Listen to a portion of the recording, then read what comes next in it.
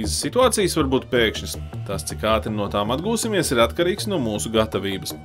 Kā sagatavoties krīzēm laicīgi un kādi ir labākie paņēmieni to pārvarēšanā, par to raidījumu podcastu sērijās droši ir zināt.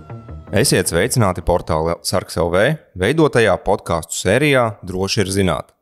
Esmu Sarks LV žurnālists Aivars Madris, un mūsu šodienas ierakstā meklēsim atbildi uz jautājumu, kā Krievijas iebrukums Ukrainā ir mainījis mūsu priekšstats par mūsdienu karu.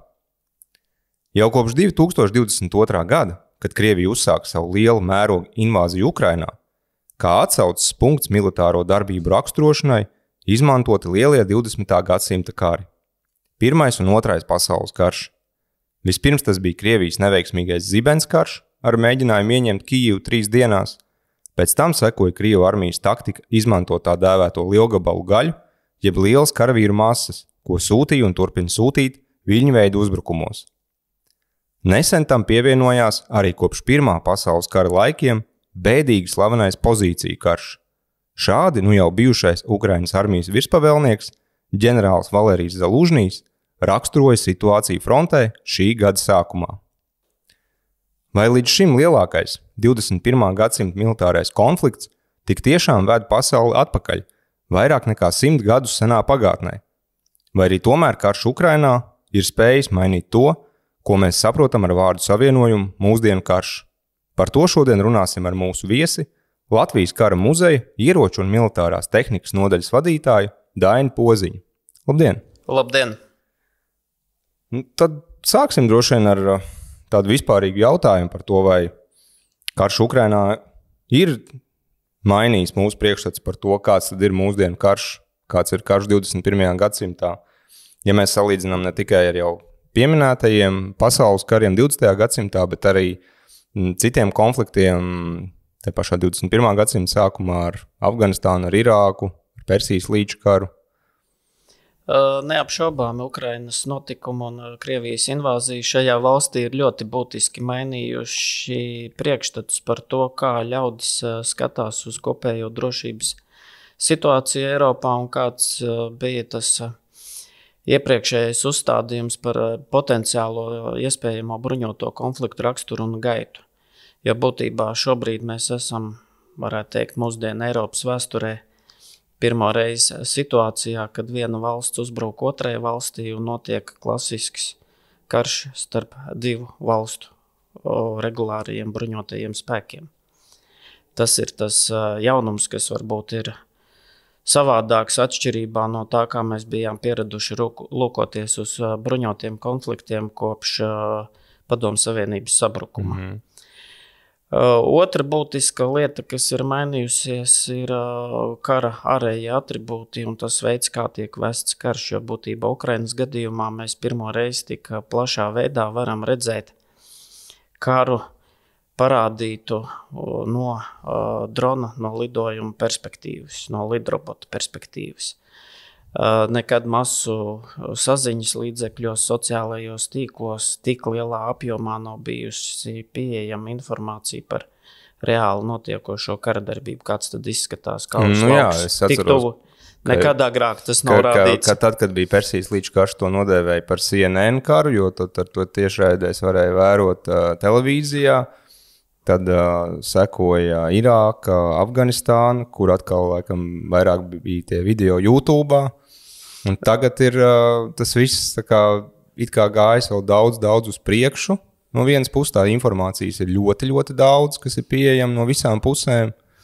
Bet tajā pašā laikā daudz, kas tīri arī taktikas ziņā ir tāds ļoti liels atsviediens atpakaļ tālā vēsturē. Mums ir jāpatur prātā, kad Krievijas sabiedrība un Kremļa uzņemtais politiskais kurs aicināja atkārtot un atgriezties pagātnē. Un viņi būtiski arī daudzās lietās ir atgriezušies šajā pagātnē, ko viņi paši vēlējās sasniegt. Un tas arī redzams šajos te video materiālos.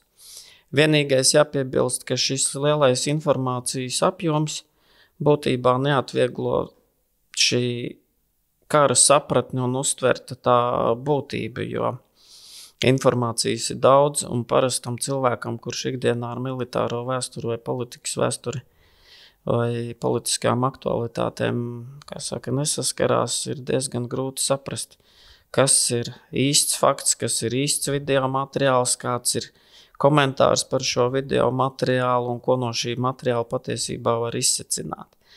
Un tās versijas, kā ļaudis šo karu uztver, ir ārkārtīgi dažādas. Kā šī kara perspektīva tiek attēlota Krievijā, kā mēs uz to raugāmies un kā uz šo karu skatās rietuma eiropieši vai jaunatīstības valstis, kuras ir tālu no Eiropas kontinenta. Un šie viedokļi par šo konfliktu ir ļoti atšķirīgi.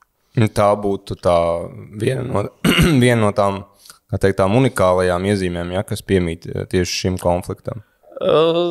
Tieši, jā, šis te kara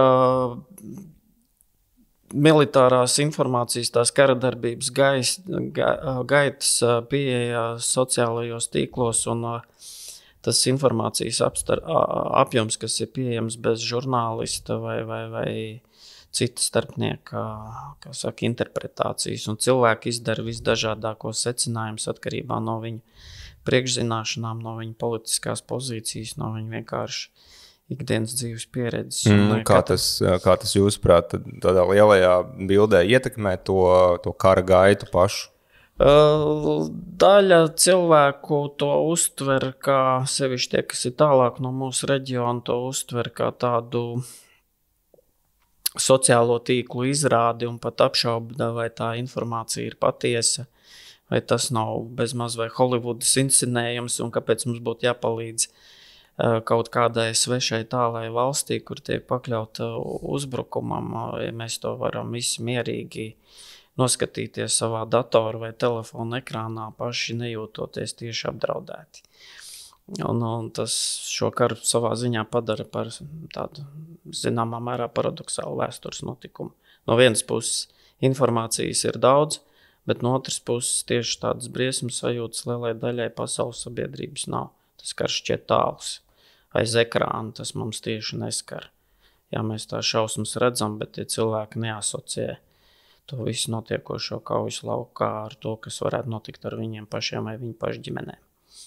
Tāpēc arī Ukraiņiem ir tik grūti pārliecināt varbūt politiķus un uzņēmējus tālākās valstīs, teiksim, ievērot šīs te sankcijas, jo cilvēki neuztver tās kara briesmas, kā tieši ar viņiem saistītas. Bet šķiet, ka tomēr, kad pašā kara sākumā, tad kad tā informācija sāka pienākt, tad tā uztvere bija tāda, vismaz man tā šeit tā uztvere tomēr bija tāda krietni sāsinātāka. Vai nav tā, ka vienkārši tā informācija joprojām ir daudz, bet tā uztvere ir notrūlinājusies? Tieši tā, jo tas bija sensacionāls jauns notikums. Daudzi gaidīja, ka Ukrainā kritīs ātri, zibens karš izgāzās. Tad bija citas prognozes, un tās daļai piepildījās, daļai ne. Un tagad jau mums jāpatur prātā, ka karš patiesībā jau ir garš. Šis jau būtībā ir viens no garākajiem bruņotajiem konfliktiem, kāds ar tādu intensitāti ir bijis pēdējos 100 gados. Šis ir ļoti liels karš patiesībā un ilgstošs karš. Vai jūsu skatījumā ir vēl kaut kas, kas ir unikāls tieši šim militārajam konfliktam? Jūs jau pieminējāt par dronus, varbūt ir vēl kādas iezīmes? Unikāls, varbūt ne tik unikāls, bet šī konflikta ievaddaļā ļoti intensīvi tika izmantoti nemilitārās cīņas līdzekļi, tātad informācijas kara metodes, dezinformācija, korupcija, tātad mēģinājumi uzpirkt amatpersonas, pārvilināt Krievijas pusē, un tas ar mūsdienu tiem saziņas līdzekļiem, finansu instrumentiem bija izdarāms vieglāk un ātrāk nekā tas notika daudzos iepriekšējos konfliktos, un viens no šī te kara klusajiem aspektiem ir būtībā tie gadi kopš 2014. Kad notika šī konflikta pirmā frāze. Mēs jau būtībā aizmirstam, ka šis karš faktiski turpinās jau tādā mazāk intensīvā formā kopš 2014. gada. Un šis ir tikai, kā saka, sena konflikta sāsinājums, kuram visi pievērš uzmanību. Šis būtu tāds kā arī otrā fāze. Drīzāk es raudzītos uz šī kara kā uz otro fāzi, un tā arī ir viena no šī konflikta īpatnībām, ka daudzi, kā saka, publiskajā telpā nepamanīja, kad faktiski jau Krievijas agresija, bruņota agresija pret Ukrainu notiek daudz ilgāku laiku nekā šie 2 gadi. Vai jūsuprāt pastāvēja kaut kāds variants, scenārijs, ka Krievija tomēr izvēlas neiebrukt, tā kā var sakot, neiztenot to lielu mērogu invāziju, bet tomēr ar kaut kādiem šiem te jau pieminētajiem jau līdzekļiem mēģina sasniegt tos mērķus, ko viņi vēlējās Ukrainā? Jā, tāds ceļš bija, bet tas lielā mērā bija atkarīgs no pašas Ukrainas sabiedrības nostājas un politiskās elites nostājas. Un, diemžēl, atšķirībā no Baltijas valstīm, Ukraiņi 90. gadu sākumā neizdarīja to izvēli tik asi un strikti noteikti virzienā uz rietumiem, virzamies savā politikā, cik iespējams tālāk no bijušās Padomju Savienības un Krievijas impērijas ietekmes sfēras. Ukraiņi atstāja ļoti daudzas durvis atvērtas, un viņi faktiski bija nesagatavoti tiešām uzbrukumam. Un ar jebkuru agresoru ir jāpatur prātā viena būtiski svarīga lieta. Agresors uzbruk tad, kad tas pārliecinoši zina, ka upuris ir neaizsargāts. Un Ukraina šajā gadījumā sev nostādīja upuru lomā ar vairākām diezgan dramatiskām, smagām, politiskām un ekonomisku un militāru raksturu kļūdām. Bet tīri objektīvi var saprast, kāpēc šīs kļūdas radās, jo jārēķina, kad Ukraina bija daudz ilgāka Padomju Savienības sastāvdaļa, šis represiju līmenis šai sabiedrībā bija pietiekami augsts, un tas, ko mēs saucam par rusifikāciju, un cilvēkiem tīri subjektīvi ir grūti pāraut tās saites, ar kurām viņi ir gadu desmitiem pieraduši sadzīvot, un, teiksim, uzņēmējiem daudz vieglāk bija kārtot biznesa lietas Krievijā nekā Rietuma Eiropā, jo tā bija pasaule, ko viņi pietiekami labi saprata, un tāpēc arī varbūt tas agresors redzēja, ka Ukraina ir viegls mērķis, tas, ko mēs saucam angliski par soft target. Vai, teiksim, jums pašam, ja šī brīža viedokļa raugoties, tas šķiet tā kā drīzāk bija pārsteigums, vai tomēr likumsakarība, ka Krievijai neizdevās tas zibenskara plāns? Drīzāk likumsakarība, atšķirībā no daudziem citiem ekspertiem, es vēroju ne tikai tās ģeopolitiskās spēles vai partiju biroja office spēles, bet to, kas reāli notiek Ukrainas ekonomikā, sabiedrībā un kaujas laukā, kā Ukraiņu sabiedrība noreaģēja uz 2014. gada notikumiem un Krimas aneksiju. Un paradoks ir tāds, ka patiesībā Krievija ar šo agresiju iedeva Ukrainas nācijai impulsu pretī reāli valstiskuma idejai, nācijas idejai.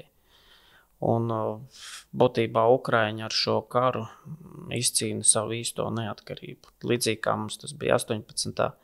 19. gadā Ukrainai ļoti smagā veidā šī neatkarības cīņa notiek tagad. Un tas, cik viņi būs sekmīgi vai nesekmīgi, tas ir atkarīgs no 2 komponentiem. Vispirms no pašas Ukrainas un Ukrainas sabiedrības un no rietumu sabiedrotajiem rietumu pasaules, kura, kā saka, uzskatīja, ka Ukraina ir kā uz pelēkajā zonā ilgu laiku, un tas Krievijas uzbrukums būtībā abas puses, gan Ukraina, gan rietumu sabiedrotos, satuvināja viens otram. Ukraiņi cīnās par savu neatkarību reāli kaujas laukā, un rietumiem tad ir jāpierāda, cik tad mēs patiesībā kā rietumu sabiedrības augstu vērtējam demokrātiju, brīvību, preses brīvību, uzņēmēju brīvību, ceļošanas brīvību un vispārējās vērtības, ko mēs uzskatām rietumos par svarīgām. Jo dažreiz ir situācijas, kad šīs vērtības ir jāaizsargā nevis ar vārdiem, bet ar reālu darbību, konkrētu darbību, precīzu un asu darbību. Un Ukrainas karš ir tieši šis gadījums. kad ar bažām vārdiem nepietiek, ir jāizdara konkrētas reālas lietas. Un tad, laikam, likumsakarīgs būtu jautājums, kā jūs vērtējat šī brīža rietumspējas? No, 10 baļu sistēmā uz tādu pavāju 4. Daudzas lietas vajadzēja darīt asāk, ātrāk, precīzāk un noteiktāk. Jo manā vērtējumā rietumu stratēģija attiecībā uz šo te Krievijas invāziju Ukrainā atgādina cauri spaini tekošu. No vienas puses mēs palīdzam Ukrainai, no otras puses Krievijas ekonomika joprojām spēja tirgot naftu, gāzi un rietumu tehnoloģijas, rietumu bruņojuma elementi, mikroshēmas, izēja materiāli nonāk Krievijā. Viens no būtiskiem kara aspektiem ir ekonomika, finanses plūsmas. Ja jūs gribat saprast, kas notiek kaujas laukā un kā notiek gatavošanās reālam karam, sekojiet finanses plūsmām. Un šobrīd tā situācija ir kā mēģināt piepildīt caur spaini. Tāda ir realitāte. Un kāpēc mēs šajā brīdī, 21. gadsimtā, jau 2. desmitgadē, esam nonākuši situācijā, kurā šāda liela spēku militārā pretstāve ir faktiski šajā pozīciju, jeb ierakumu karā, kā to raksturoja bijušais Ukrainas bruņoto spēku virspavēlnieks? Tā ir, zinām mērā, šobrīd strupceļa situācija, tāds kara etaps. Tādas situācijas konfliktos ir bieži gadījušies, kad viena puse nespēja uzbrukt, un otra arī nespēja ar uzbrukumu palīdzību gūt izšķirošus panākumus, un faktiski karš pāriet nemazāk nozīmīgā statiskā fāzē, kurā vienalga notiek intensīva kara darbība. Tas pārvēršas par resursu karu. Un Ukraina šādā resursu karā bez efektīvas rietumu palīdzības ir ļoti smagā situācijā, jo katra kara diena prasa civiliedzīvotājiem bruņotos spēku karavīru upurus, un šādā konfliktā nosacīta priekšrocība ir tai pusē, kurai ir lielāki dzīvā spēka un materiālie resursi. Un tātad, ja mēs gribam, lai Ukraina sekmīgi aizstāvētos, mūsu sniegtai palīdzībai jābūt 5 līdz 6 reizes efektīvākai, lai pārvarētu šo te strupceļu situāciju. Un šobrīd, tā teikt, Krievijas propagandā iedomātais zibens karš pret Ukrainu, un mēs tagad iesim uz, kā saka, kara sākumā viņi kliedz, mēs iesim uz Berlīni. Šis uzstādījums viņiem ir pilnīgi sabrucis, bet no otras puses arī rietumu politiķu mazliet naivie priekšstati, kā pieņemot sankcijas un Krievijai ciešot lielus zaudējumus, Putina režīms apdomāsies, arī nav piepildījies. Tur var par to runāt bez maz atsevišķa raidījuma, kāpēc Kremlis var spēt veikt šādus te karus. Mums nevajag lolot ilūzijas par Maskavas režīmu nodomiem, un viņi tā ilgi ir gatavi upurēt savus cilvēkus. Normālā valstī tas būtu skandāls. Krievijā, mūsdienu Krievijā, tā ir pilnīga norma. Kremli absolūti neuztrauc šie lielie zaudējumi. Kā jums šķiet, cik ilgs laiks būs nepieciešams rietumiem, lai tiešām nonāktu līdz šai atziņai tā fundamentāli un saprast, ka jā, tas karš nebeigsies pēc gada, visdrīzāk pat pēc 2 iespējams vēl ne? Tur lielā mērā militāri personas un militāri eksperti zina, kas būtu darams, lai šo karu panāktu pozitīvu iznākumu Ukrainā. Problēma ir rietumu sabiedrība un rietumu politiskās elites uztverē, kā viņi raugās uz šo konfliktu. Jo vienai daļai ir ļaudžu, ir reāls bažas no tā, ja Ukraina uzvarēs ātri. Tātad Krievijā varbūt iestāsies politiskā nestabilitāte un bažas par to, kā Kremļa režīms noreaģētu uz šādu sakāvi, jo Krievija ir kodola valsts, kodolieroči ir visdrīzāk, ka tie ir funkcionējoši. Tāpēc ir tā vienmēr dilema, kādu stratēģiju izvēlēties. Vai risināt problēmu ātri un strauji, un tad riskēt varbūt uz kaut kādu neadekvātu pretreakciju no Krievijas puses vai izvēlēties ilgstošu kara stratēģiju. Bet tas Ukraiņiem to lietu nepadara vieglāk. Jā, bet arī sāpīgi. Es gribēju jums jautāt, kāds tad varētu būt šīs tie ilgstošās stratēģijas, tāpat tas iznākums. Un, teiksim, ideālā variantā tāpat tā būtu visdrīzāk kaut kāda režīma maiņa Krievijā. Jo esošais režīms acīm redzam šos plānus turpināt šo invāziju tādā vai citādā veidā, šo teroru jau neatmetīs.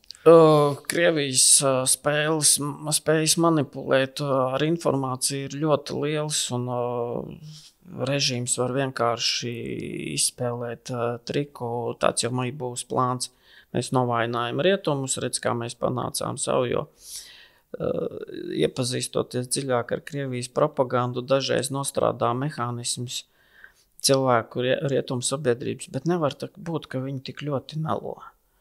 Un tam blefam vienkārši nenotic, jo tas ir tik bezkaunīgs un acīm redzams, kad vai tiešām ir iespējams 21. gadsimtā tik atklāt muļķot cilvēkus. Un tas ir viens no arī šī kara paradoksiem. Jā, ir iespējams muļķot cilvēkus visbezkaunīgākajā veidā, un Krievijā tieši to dara.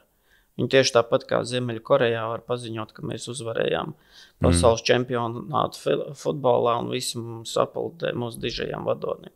Un Krievijas tā propagandas sistēma ir spējīga panākt šādu situāciju pat tad, ja viņi karu Ukrainā paši pazaudēs. Tā kā režīma maiņa nebūtu nav noteikta 100%. Kad sakāv Krievija Ukrainā automātiski 100% garantēti izraisītu režīma maiņu nebūtu nē. Tas nav 100% droši garantējams. Jā, bet kurā brīdī tad iestātos tā sakāva? Pat ja mēs pieņemsim, ka notika tas ideālais scenārijs un Krievijas spēku tiktu atspiesti atpakaļ no Ukrainas teritorijas līdz tām 91. gada robežām, tas jau neizslēdz to, ka viņi varētu atkal uzkrāt spēkus, pēc kāda laika atkal mēģināt kaut kādus lokālus iebrukumus un turpināt raķešu teroru. Ukrainas panākums jau ļoti liels būtu, ja viņi nosargātu savu valstisko neatkarību, un otrs lielākais panākums, ja viņi tiešām paši kā sabiedrība un arī rietumu pusi uzņemtu Ukrainu rietumu drošības struktūrās. Jo vienīgais, kā saka, pretspēks Krievijas agresijai ir konkrēts, reāls, funkcionējošs militārs pretspēks.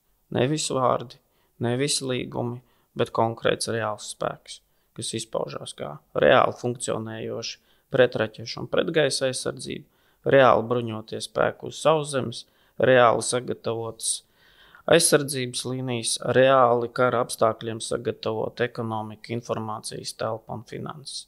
Un karš nozīmē ne tikai armiju. Kara darbības apstākļiem ir jāgatavo visa sabiedrība. Sākot no bērndārzniekam, beidzot ar pensionāriem. Ir jādomā par to, kā šo cilvēku daļu aizsargāt bruņotas krīzes gadījumā.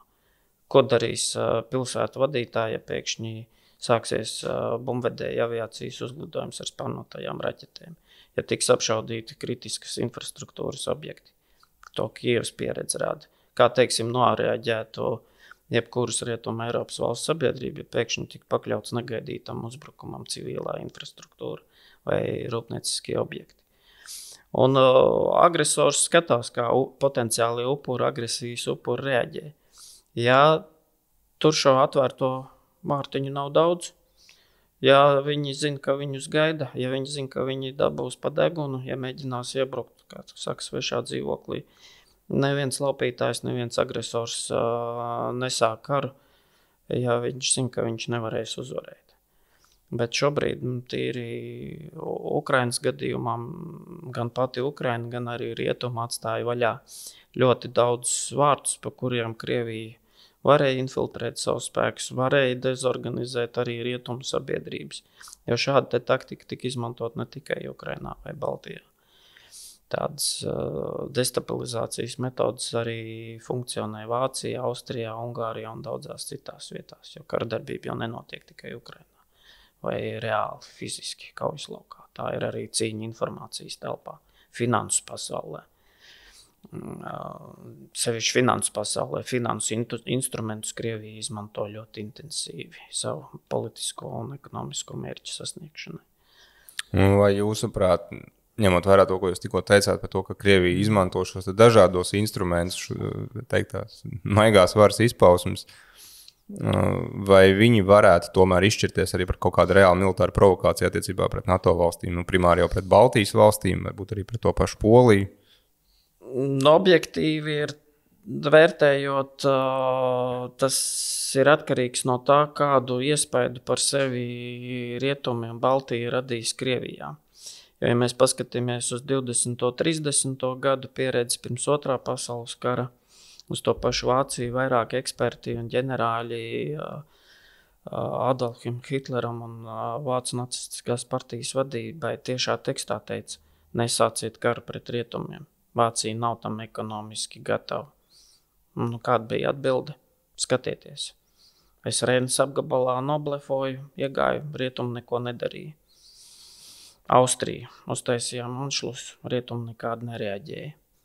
Sadalījām Čehoslovākijas Sudētijas apgabalu. Mans blefs izdevās, kāpēc lai neizdotos tālāk. Es esmu tautas vadonis, es eju uz priekšu, es esmu gatavs riskēt. Un man ir ļoti lielas bažas, kad mūsdienu Kremļa politiskā vadība ir tieši šāda te iluzora priekšstatu varā. Ja viņi skatās, teiksim, mūsu iekšējās rietumu sabiedrības diskusijas un viņi interpretē, ja tur kāds kaut ko pasaka pretī, pret NATO vai pret Ukrainas atbalstu, mēs esam uzvarējuši rietumu šķeļās, bet viņi nesaprot, ka tā ir mūsu iekšējā diskusija. Rietumos vienmēr ir pastāvējuši dažādi sabiedriskie viedokļi. Strīdi ir bijuši vienmēr ļoti asi. Un viņi šo te mūsu iekšējo diskusiju var, tas nenozīmē, ka tā ir jāpārtrauc. Diskusija vienmēr ir laba, apsvērta dažādus viedokļus, bet Krievijas gadījumā, pat cik tā ir totalitāra sabiedrība, viņi vienmēr jebkuru diskusiju uztver kā vājumu. Vai viņi nevarētu uztvert kā lielāko vājumu izpausmi to, ka potenciālais nākamais ASV prezidents nepārtraukt sludina, ka vajag izstāties no NATO? Jā, to viņi varētu uztvert kā uzaicinājumu. Un neaizstāvēt tādas, tos arī Eiropas valstis un viss tā retorika. Pret to ir zāles pretī.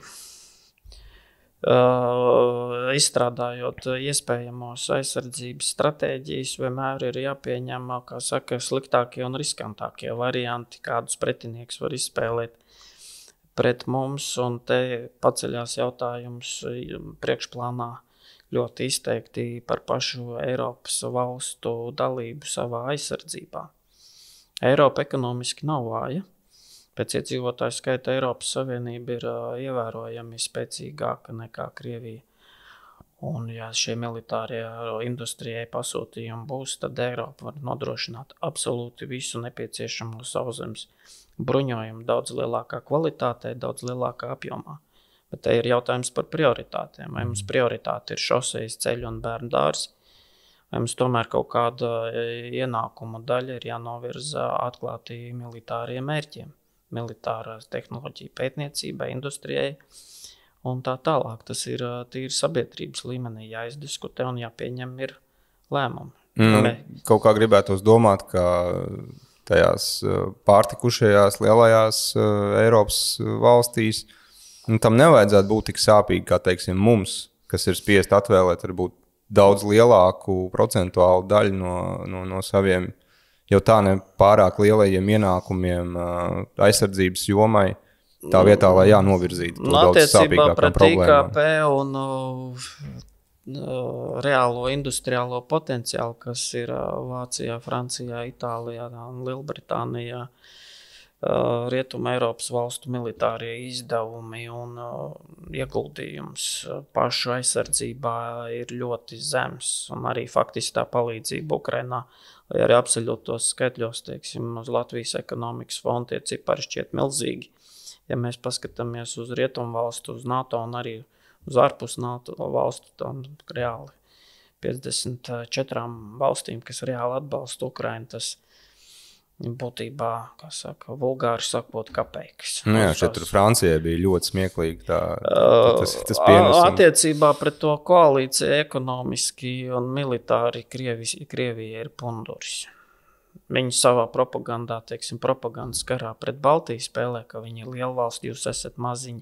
Starp citu, tas ir viens no Krievijas propagandas manipulācijas instrumentiem iztēloties, ka Baltija ir maziņa, izolēta, un mēs tagad viegli jūs paņemsim, kā saka, nogatavojušos ābolu noplūksim no koka, bet īstenībā tas tā nav.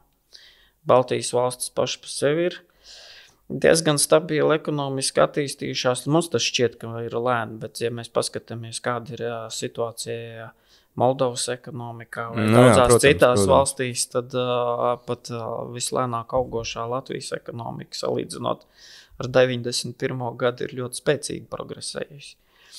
Un mēs neesam absolūti vieni. Tās diskusijas, kas notiek rietumos, mūs dažreiz maldina tajā ziņā, kad rodās priekšstats, kad rietumai mūs ignorē, bet tā gluži nav, ka mūs pilnībā neieklausās.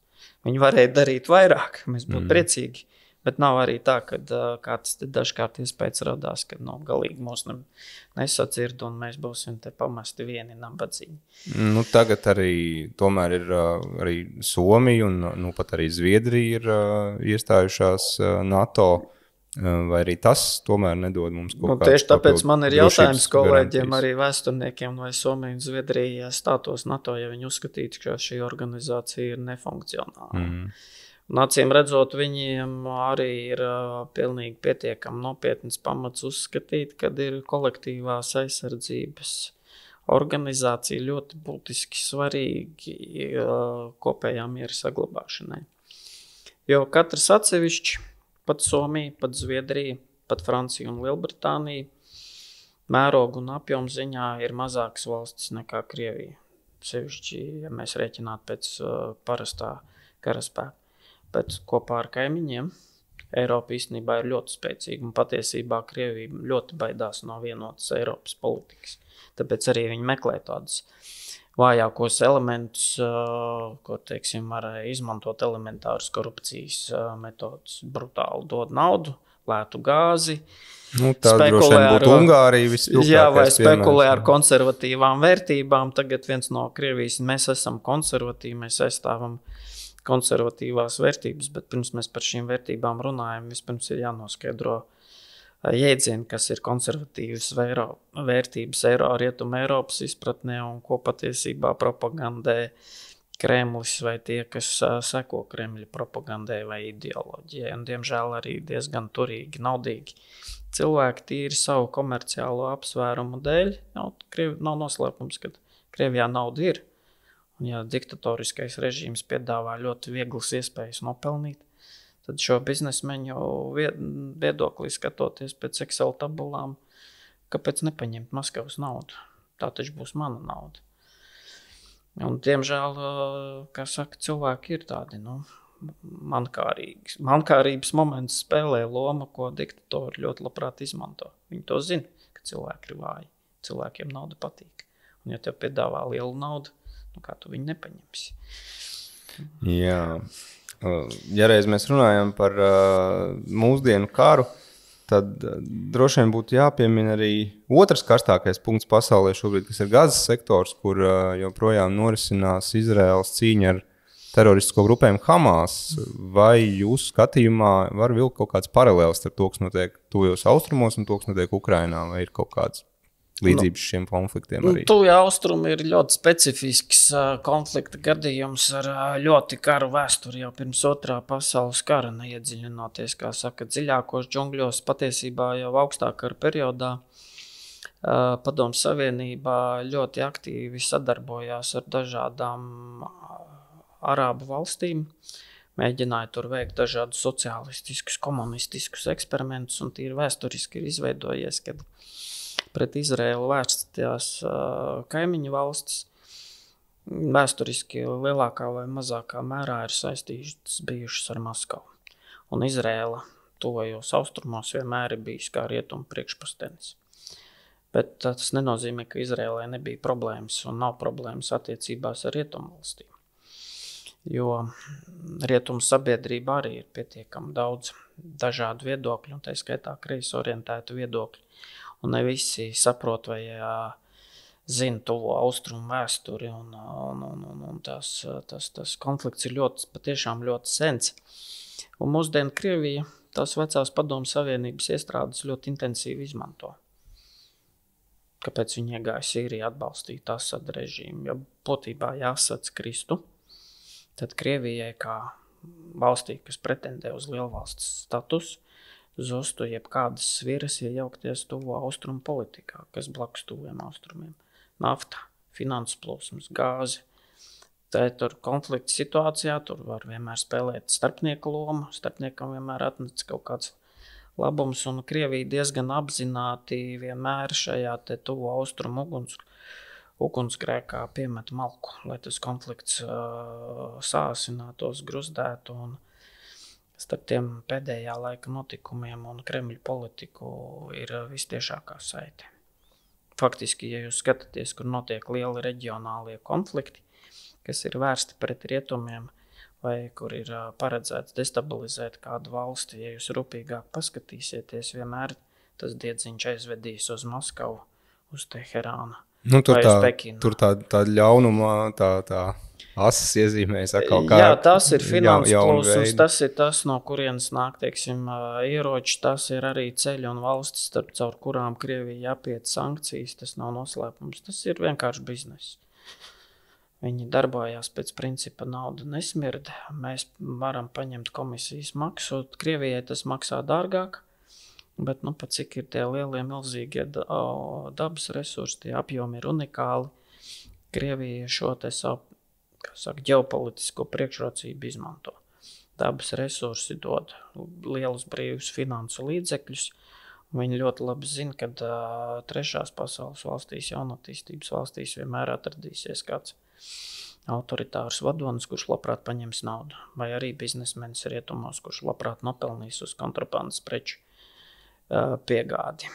Un tā ir, diemžēl, realitāte, un nevajag, kā saka, raudzīties ar rozā brillēm uz daudziem mūsu kaimiņiem trešās pasaules valstīs. Jā, bet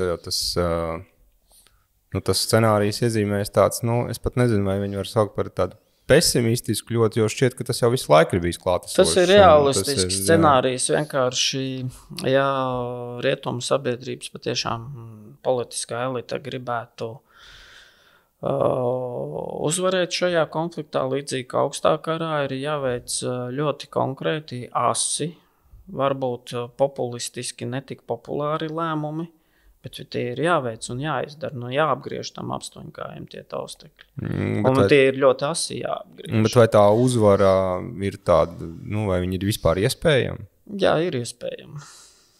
Vai tas nebūtu līdzīgi arī, arī pēc augstā kara beigām jau šķita, ka tā vēsture ir beigusies, un tad pagāja neilgs laiks, un izrādījās, ka vēsture tomēr galīgi nav beigusies. To es tūlīt teicu, kad rietuma aizraušanās ar savu uzvaru ir priekšlaicīga, jo Krievijā jau padomu režīms pilnībā netika demontēts. Nec ideoloģiski, nec psiholoģiski, un tur daudzos gadījumos veidojās tā apziņa, ka ir nepieciešams vēsturiskais revanšs, kad Padomu Savienība nebija vēsturiska kļūda, Krievijas impērija nebija vēsturiska kļūda, mēs esam lieli un vareni, un mēs atkal būsim īpaši un izcelsimies, un Putins uz šīm te diezgan primitīvām jūtām ļoti prasmīgi nospēlējot, ir izveidojis savu režīmu. Būtībā Putins atbilst Krievijas sabiedrības mentalitātei. Faktiski katra valsts iegūst tādu valdību, kādu tā ir pelnījusi. Tāpēc absolūti nevajag skatīties ar rozā brillēm uz dažiem Krievu opozīcijas inteliģentu izteikumiem. Reālā Krievija ir daudz, piezemētākā, garīgā, mentālā ziņā un ir ļoti tālu no rietumu vērtībām, ļoti tālu arī no rietumu konservatīvajām vērtībām. Tā ir pilnīgi cita pasaule. Un Krievijas gadījumā nepietiek zināt Dostojevski vai skatīties lielā baleta izrādes un deklarēt sevi kā ekspertu, jo es jau gadiem ilgi redzu, ka profesori Solovei dažādas teorijas eksperti cītīgi apspriež Putina veselības stāvokli un vēl visādas brīnums. Jā, viņš arī tur kaut kad jau deklarējis, ka Putins jau ir miris jau tur cik tur tos mēnešus. Atklāts sev pārvēršot par apsmieklu, iesaistoties, kā saka, Kremļa propagandas spēlēs.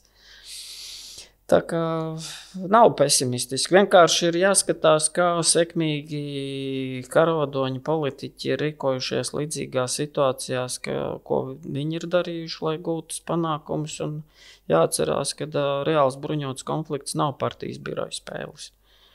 Tas nav politiskās intrigas partijas birojā vai kā uz mani paskatīsies vēlētāji. Vēlētāji nezin, kas reāli notiek pasaulē. Viņiem arī tas nav jāzina, jo viņi rūpējās par to par savām ģimenēm, bērniem, par to, lai viņiem būtu alga. Viņi nav politikas vai militārie eksperti. Līderi, inteliģenti, tie, kuri ir speciālisti, formē to šo sabiedrības viedokļu. Un ja jūs tur nodarbojaties ar savām intelektuālajām spēlēm, intrigām partijas birojā un aizmirstat, ka tur ārā ir reāls īsts karš, tad rezultāts ir tāds, kā ir. Ja man, diemžēl, ir jāsaka tā, ka es jau kopš 2006. gada līdz aizsmakumam esmu strīdējies ar augsta ranga politiķiem un ģenerāļiem. Un teicu tiešā tekstā, jūs aizmirstat to, ka Krievija bija impērija, tā bija padomju formā impērija, un viņi atkal vēlēsies būt impērija. Un tik līdz viņiem būs 5 liekas kapeikas.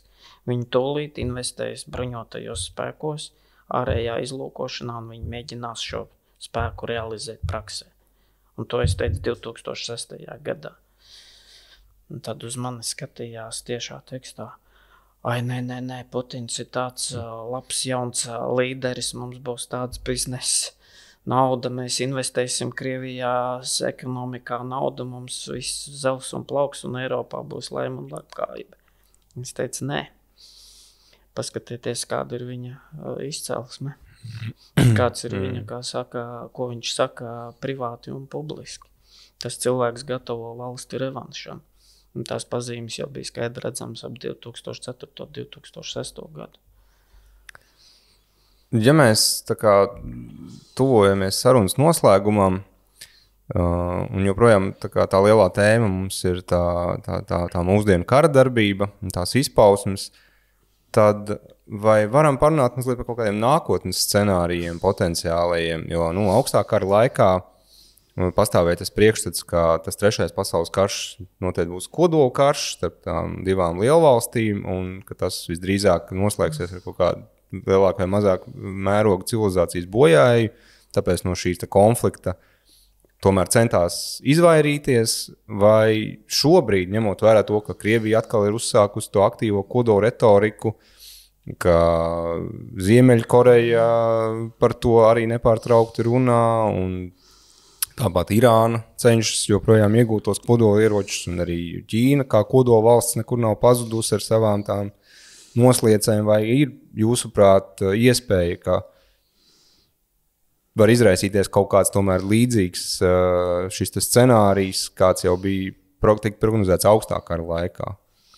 Augstā kara scenārijs un tā ir paudze, kas bija augstā kara sākumā, bija Otrā pasaules kara pieredze, un viņi reāli gan Padomju Savienības pusē, gan Amerikas, Lielbritānijas, Francijas pusē zināja, cik reāli postoši ir īsts reāls karš. Un tā sajūta, kad ir garantēta savstarpēja iznīcināšana, atturēja abas puses no tiešas kodola konfrontācijas. Lai kāda arī nebūtu domstarpības un strīdi, vai kas bieži vien pat aizgāja līdz reģionāliem masiem konfliktiem, kur abu bloku galvenās valstis tiešā veidā sadūrās, tomēr pie kodolieročiem neviena no pusēm neķērās. Ar mūsdienu paudzi un sevišķi ar Krievijas mūsdienu politiķu paudzi ir sarežģītāk. Viņi nekad reāli uz savas ādas īstu karu nav piedzīvojuši. Un sēžot divānā, solīties bombardēt Rīgu šķiet viegli. Tagad viņi nonākuši līdz tam, ka viņi publiski televīzijā solās bombardēt Vašingtonu, Londonu un Parīzi. Tas viņam šķiet viegli. Bet no to kodolieroči jau nekur nav pazuduši. Kodola tehnoloģijas nav stāvējušas uz vietas. Arī citas valstis ir attīstījušās. Un te parādās 2 būtiski momenti. Viens moments, kad samazinoties šai te baļu sajūtai, Krievija patiešām var mēģināt noeksperimentēt un avantūristiski izmantot kodolieročus. Tas ir viens scenārijs un rietuma atbilde. Otrs scenārijs, kad vairākas citas valstis, kas stāv uz kodolieroču iegūšanas sliekšņa, skatoties, cik vāji rietumi reaģēja uz Ukrainas notikumiem, paši izdomās, ka mūsu vienīgais drošības garants ir kodolieroči. Skatieties, Ziemeļkoreja taču vairāk neaiztiek. Ziemeļkoreja ir bomba, un neviens negrib saķerties ar šo valsti vai šo diktatorisko režīmu. Tātad mums arī vajag kodolieročus. Un tad rietumi var palaist rietumu bezdarbības dēļ ļoti slikts scenārijs. Tā daudzpolu pasauli, par kuru daudz te sapņo, īstenībā var izvērsties par ļoti sliktu variantu, daudz sliktāku nekā tas bija augstā kara laikā. Jo kopējais slieksnis, kad var sākt tikt izmantot kodolieroči kādā bruņotā konfliktā, būtiski var pazemināties. Ir trešais variants. Mūsdienu kodolieroči ir arī progresējuši. Vairs nav nepieciešams, lai iznīcinātu mērķi 10 megatonu spēcīgas ūdeņraža bumbas. Mūsdienu precīzie ieroči ļauj kodolādiņus nogādāt precīzi līdz mērķim. Tas nozīmē, lai iznīcinātu kritiski svarīgus industriālos un militāros objektus, vairs nav vajadzīgas apokaliptisku izmēru kodolieroču lādiņi. Tas arī pazemina kodolieroču izmantošanas slieksni. Jo mēs zinām, ka mēs varam iznīcināt veselu rūpnicu ar 2-3 kilotonu lielu lādiņu, tas atlidos precīzi, rūpnicas vairs nebūs, pretinieks būs neutralizēts. Tātad arī šajā ziņā var samazināties bailes no kodolieroču izmantošanas. Jo rodās iespēja varbūt, kad iespējams uzvarēt kodolkarā. Jā, bet vai kodolkarā var uzvarēt? Var. Bet Diemžēl var. Tikai tad, ja pretinieks visdrīzāk nobīsts. Ja pretinieks tiek pārsteigts nesagatavots un ar nelielas jaudas kodola lādiņiem, ļoti precīzi trieciens, bet tas nenozīmē, ka neatnāks atbildi, ļoti pustoša atbildi. Bet ar šiem autoritāriem režīmiem mēs nekad nezinām, kas viņiem ir galvā. Kāds, kurš varbūt grib nokļūt paradīzē, var tieši šādu scenāriju arī izvēlēties. Jo jau augstā kara laikā bija pamatā 2, 3, pēc tam 5 valstis, kuras kontrolēja kodolieročus. Mēs varam nonākt līdz situācijai, kad šādu valstu ir 30. Un kurš var dot garantiju, ka tur nebūs kaut kāds reliģiozais ekstrēmists, kurš pēkšņi izdomā, man ir mazas smukas kodoltermiskās bumbiņas, precīzi es varēšu savu kaimiņu uzvarēt. Jā, piemēram, ja tā pašai Irānai izdotos kaut kādā brīdī tomēr radīt to kodolbumbu, vai cik liela būtu iespējamība, ka viņi tad uzreiz arī viņu liktu lietā vai izmantot tikai kā politiski ieroci. To mēs varam tikai zilēt ar pirkstu ūdenī, ko viņi patiesībā domā. Ja viņi zina, ka no Izraēlas atbildi neatlidos vai atlidos, viņi var noriskēt.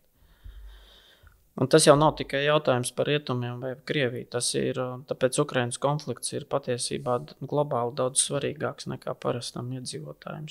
Ļoti daudz nopietnas lietas liktas uz spēles, un likmes ir ļoti augstas. Tieši par to stabilitāti, pasaules. Jā. Jo, ja Ukraina zaudē karu, tas ir tieši pierādījums, ka rietumu drošības garantijas nestrādā. Ja garantijas nestrādā, tad ir entās valstis, kurām ir ļoti problemātiskas attiecības ar kaimiņiem, kuri var reāli ekonomiski pietiekami spēcīgi un tehnoloģiski, lai radītu paši savus kodolieročus. Un tad būs ne tikai Indija un Pakistāna vai Ziemeļkoreja ar kodolieročiem vai Irāna. Tādu valstu ir daudz. Arī Eiropā ir vairākas valstis, kuras ir spējīgas radīt kodolieročus, vēl bez Anglijas un Francijas, kurām arī tāda vēlme bija. Tikai, kā saka, rietumu drošības garantijas atturēja no šo te kodolieroču tālākas attīstīšanas, jo šīm valstīm tik dotas garantijas, kad ir šis amerikāņu un NATO kodola vairogs, un jums nav nepieciešama kodolieroči. Ukrainas fiasko nozīmē, ka šī sistēma pilnībā sabrūk. Jā, atliek vārdu sakot, tomēr optimistiski raudzīties nākotnē. Es esmu vienmēr, kā saka, piesardzīgs optimists. Jā, cerēt, vārdu sakot, gatavoties sliktākajam, bet cerēt uz to labāko. Vai pārfrāzējot seno romiešu izteicienu, ja gribi mieru, tad gatavojies karam. Tas šajos, diemžēl mēs esam šobrīd nonākuši tādā situācijā, kur šis izteiciens atkal ir iegūs dziļu jēgu. Labi, teikšu jums paldies, ka atradāt laiku Lūdzu. šai sarunai. Jūs klausījāties Sarks LV podcastu no sērijas Droši ir zināt. Skatieties mūs arī YouTube, klausieties Spotify un tiekamies nākamajos ierakstos.